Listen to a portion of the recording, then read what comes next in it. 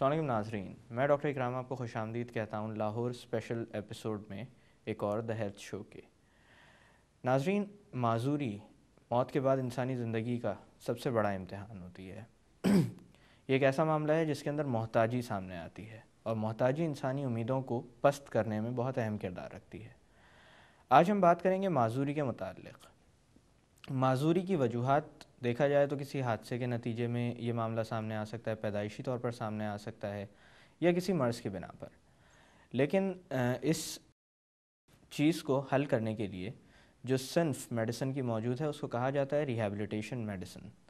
Rehabilitation medicine کا اصل ہدف یہ ہوتا ہے کہ انسان کو اتنا فعال کر دیا جائے کہ وہ معاشرے میں اپنا ایک فعال کردار جو کہ وہ ادا کرتا تھا معذوری سے پہلے، وہ ادا کرنے کے قابل ہو جائے، اور محتاجی جس حد تک کم ہو سکتی ہو کی جا سکے۔ آج اس موضوع پر ہم بات کریں گے ڈاکٹر خالد جمیل سے، جو کہ dean of faculty of rehabilitation medicine ہے at college of physicians and surgeons Pakistan. آئیے ان سے بات کرتے ہیں۔ السلام علیکم ڈاکٹر صاحب۔ جی السلام علیکم۔ کیسے ہیں آپ؟ اللہ کا شکر ہے، good to see you. Thank you سر۔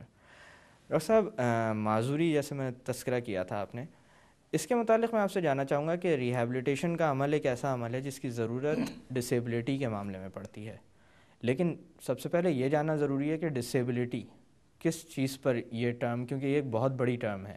بالکل بالکل، میں آپ کو دو بڑی سمپل سی باتیں بتاؤں۔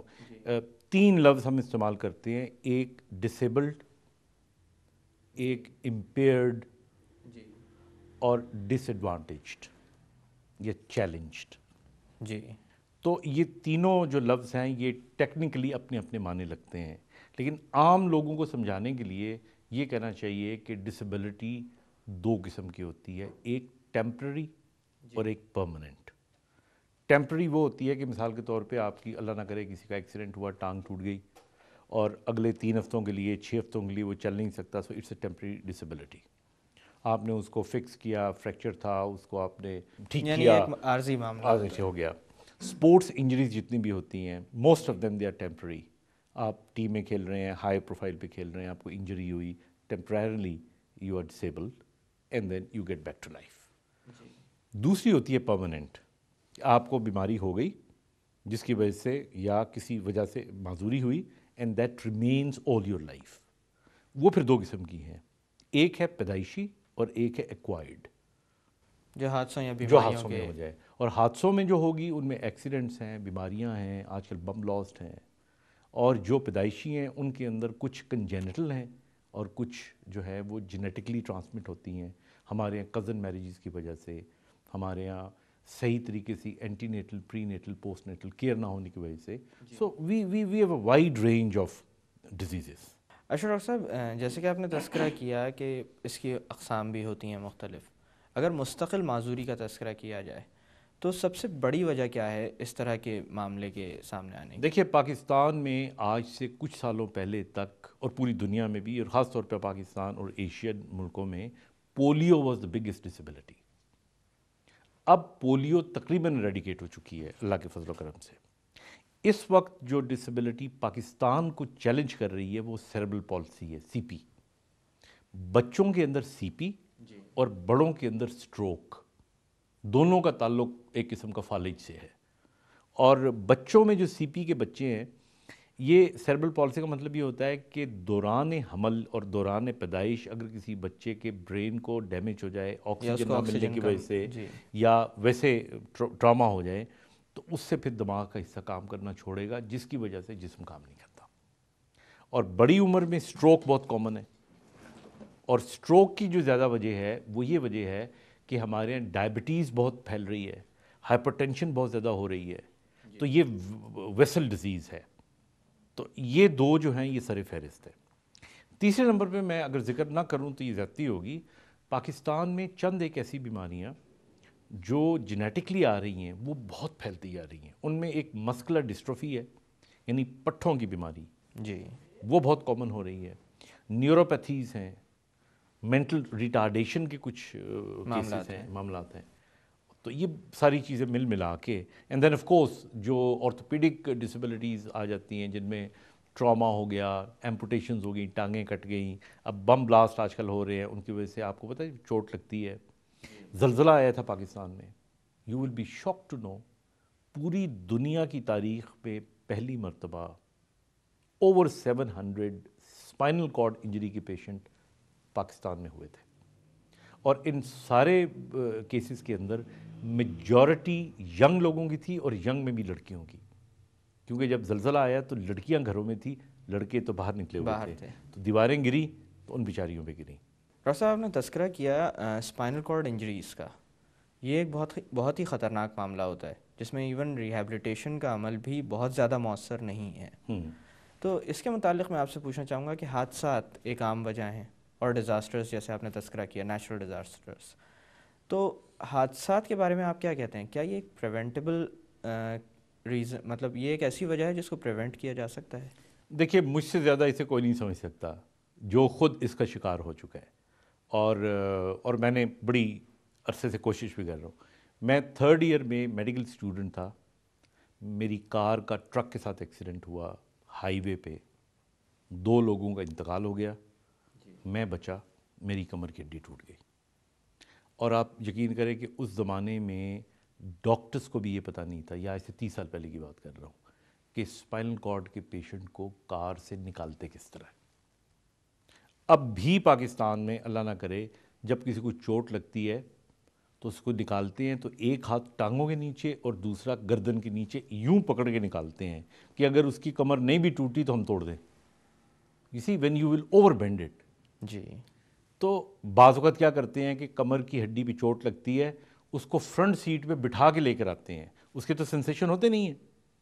تو آپ بالکل صحیح کہہ رہے ہیں کہ ہمارے یہاں لوگوں کو جو ہے فرسٹ ایڈ سے لے کے ٹریٹمنٹ تک, تو I was one of the victim. میں تو اتفاق سے میڈیکل اسٹوڈنٹ تھا, تو مجھے پتا تھا کہ what is this all about, تو میں نے خود اپنی فرسٹ ایڈ کی. اور 2 لفظوں میں پوری کہانی کو ختم کرتے ہوئے, مجھے اور میرے والدین کو مجھے انگلینڈ بھجوانا پڑا 1979 میں. اینڈ یو کین امیجن اس دور میں کتنے پیسے میرے پیرنٹس کو خرچ کرنے پڑے ہوں گے. تو that day I had decided کہ اگر میں زندہ رہا اور اگر اللہ نے مجھے بہتر کر دیا, then I will develop this specialty. And I'm very proud to say, being the dean of the specialty of physical and rehabilitation medicine of College of Physician and Surgeon Pakistan, کہ آپ اس کے پائنیئرز میں سے ان میں سے ہوں. اور اس وقت ہم MBBS کے بعد 4.5 سے 5 سالہ کورس اسپیشلٹی میں کروا رہے ہیں, اسپیشلائز کروا رہے ہیں, آرمی میں بھی اور سول میں بھی, تاکہ ہمارے یہاں جو ڈسیبلٹی کے لوگ ہیں ان کا appropriate to the point treatment ہو. اچھا ڈاکٹر صاحب, اسی طرح سے بام بلاسٹ انجریز کا بھی آپ نے تذکرہ کیا. بام بلاسٹ انجریز کیا عام انجریز سے ڈفرینٹ ہوتی ہیں؟ دیکھیے, بم بلاسٹ انجریز جو ہوتی ہیں ان میں اگر آپ اس کی میکینیکل نیچر دیکھیں تو اس میں پیلٹس ہوتے ہیں, بیرنگز ہوتے ہیں, تو جب سکروز ہوتے ہیں, نٹس ہوتے ہیں, تو they can injure any part of the body. اور باڈی میں جو سب سے بڑا پارٹ ہے وہ ہماری چیسٹ اینڈ ایبڈومن ہے. تو اس میں چیسٹ ایبڈومنل انجریز زیادہ ہوتی ہیں وچ آر فیٹل, یا ہیڈ انجریز ہو گئیں, دے آر فیٹل. لیکن جو لمز کو لگتی ہیں, یا ایک آدمی کو عام طور پہ اگر وہ دور کھڑا ہوا ہے, جو قریب ہے وہ تو بچتا ہی نہیں ہے, جو دور ہے تو اس کو جو انجریز ہوتی ہیں ان کے نتیجے میں ٹانگوں کے فریکچرز ہو گئے. With these injuries and shifting of these patients, کیونکہ وہاں پہ رش ہوتا ہے, ڈیلے ہوتا ہے, جن میں گینگرین ہونے کے چانسز ہوتے ہیں, ایمپوٹیشنز کافی ہوتی ہیں.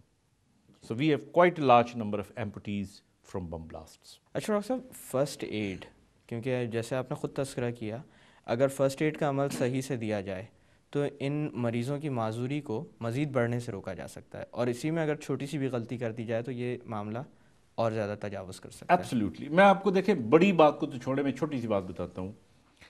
اگر کسی کو خدا نخواستہ موچ آ جائے, دیکھیں نا, بم بلاسٹ تو بڑی بات ہوگی, میں عام موچ کی بات کر رہا ہوں, تو ہمارے یہاں کیا فرسٹ ایڈ دی جاتی ہے؟ ہمارے یہاں فرسٹ ایڈ یہ دی جاتی ہے, اس کے اوپر میں کریم کا نام نہیں لیتا, اس کو ملا جاتا ہے. جی. اینٹ گرم کر کے ٹکور کی جاتی ہے, ایسا ہی ہے نا؟ جی بالکل. اب کیا ہوتا ہے کہ وہ انجری اگر 4 آنے کی تھی تو وہ 10 آنے کی ہو جاتی ہے. فرسٹ ایڈ اس کی یہ ہے کہ ہمیں برف کی ٹکور کرنی چاہیے. ہم بالکل الٹا کر رہے ہیں. اگر کسی کو موچ یعنی سوجن جو اندر نہیں آئی اس کو بڑھا رہے ہیں. اگر کسی کو موچ آ جاتی ہے, we should remember a word, rice. RICE, اس حصے کو ریسٹ دیں، اس حصے پہ آئسنگ کریں 2-2.5 منٹ کے لیے، اس حصے کو کمپریشن دیں، کوئی پٹی باندھیں اس پہ، اور ایلیویشن دیں. تو یہ فرسٹ ایڈ کا ٹراما کے اندر اصول ہے. اسی طرح اگر خدا نخواستہ سڑک کے اوپر آپ دیکھتے ہیں ایکسیڈنٹ ہوا، کوئی شخص نیچے گرا ہوا ہے، تو اسے آپ پہلے خود کہیں کہ بھئی تم بیٹھ سکتے ہو، ٹانگ ہلا سکتے ہو. اگر وہ بیٹھ نہیں سکتا اور زبردستی آپ بٹھائیں گے، ہو سکتا ہے اس کی اسپائن فریکچر ہوئی ہو، اینڈ جب آپ بٹھائیں گے تو you have actually further injured it. تو یہ ساری چیزیں جو ہیں آئی تھنک ہمارے جو اے لیولز ہیں، ہمارے FSC کے جو کورسز ہیں، ان میں فرسٹ ایڈ کا ایک ہونا چاہیے. جب ہم چھوٹے تھے تو ہمارے زمانے میں پرابیبلی میٹرک وغیرہ میں NCC وغیرہ ہوا کرتا تھا، تو NCC ہوتی تھی، اسکاؤٹس ہوا کرتے تھے، ان کو سکھایا جاتا. اچھا ڈاکٹر صاحب، یہاں پہ تھوڑی دیر کے لیے باتوں کا سلسلہ روکتے ہیں. ناظرین، وقت ہوا ایک چھوٹی سی کمرشل بریک کا. بریک سے واپس آ کر ریہیبلیٹیشن کے متعلق مزید بات کی جائے گی. Don't go any where.